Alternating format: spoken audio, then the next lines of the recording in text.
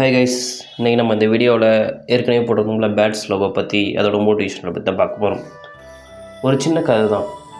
அதாவது 2 பேட்ஸ், அதாவது குருவி, 2 சிட்டுக்குருவிகள் ரெண்டுமே இருந்துட்டு லோ பேட்ஸாக இருந்திருக்குங்க. சரிங்களா, லோ பேட்ஸாக இருந்திருக்குங்க. காட்டில் இருக்கிற நிறைய இருந்துட்டு அதுங்களோட உணவு எல்லாத்தையும் தேடி அதை இறைய பாதுகாத்து அந்த மாதிரி வாழ்ந்து வந்துட்டுருக்குங்க. அந்த சுச்சுவேஷன்ஸில் ரெண்டும் ஒரு அன்பான மகிழ்ச்சியான ஒரு வாழ்க்கையை வாழ்ந்துட்டு வந்துட்டு இருந்துருக்குங்க.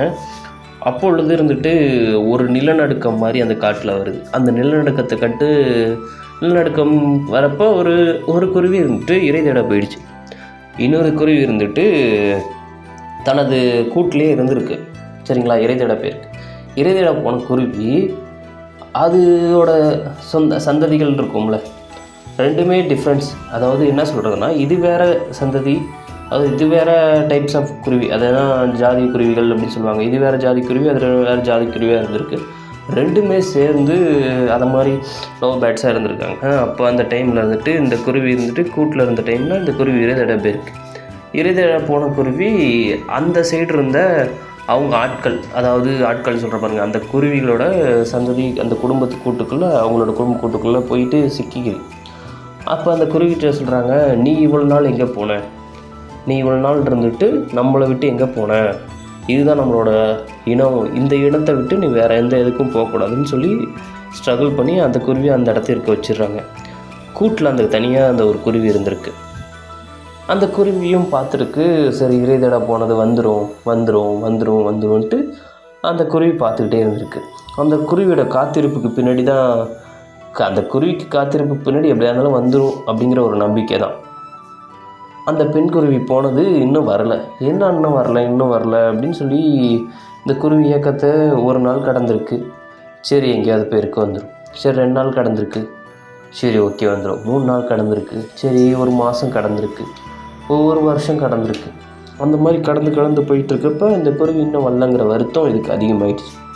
சரி எங்கடா இன்னும் காணுன்ட்டு இந்த குருவி அதை தேடி அலைய தொடங்குது.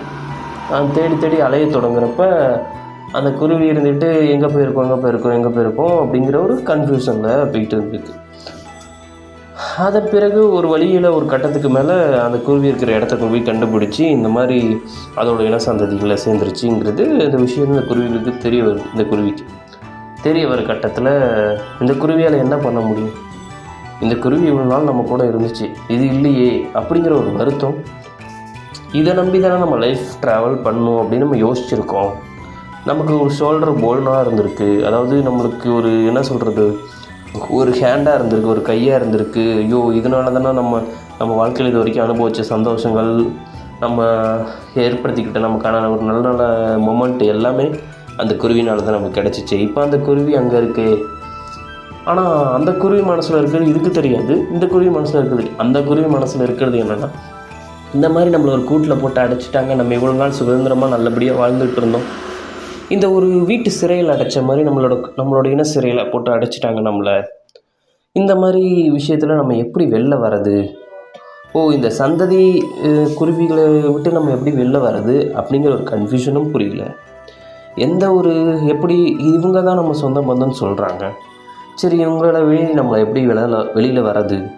சரி நம்ம அங்கே ஒரு குருவியை வந்துட்டு நம்ம பரிதவிக்க விட்டுட்டு வந்துட்டோம், அதை பற்றி யோசனை, அது எல்லாமே இது குருவி மண்ணில் ஓடிக்கிட்டுருக்கு. ஆனால் இது மண்ணில் ஓடுறது ஃபுல்லாகவே எப்படி நம்ம இந்த மாதிரி போயிட்டு இவ்வளோ நாள் நம்ம கூட இருந்துட்டு இந்த மாதிரி போய் இப்படி மாறி போச்சு அப்படிங்கிற ஒரு சிந்தனைகள். இந்த மாதிரி மிஸ் அண்டர்ஸ்டாண்டிங்கான 2 குருவிகளுக்கும் வந்துடுது.